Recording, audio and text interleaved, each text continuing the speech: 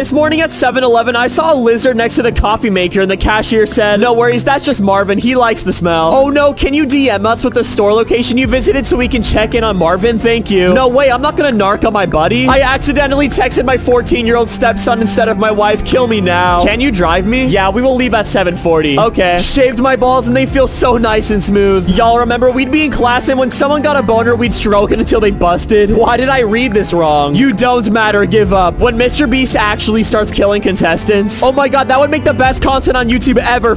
I would love that. Although I am a diagnosed sociopath, so that's expected.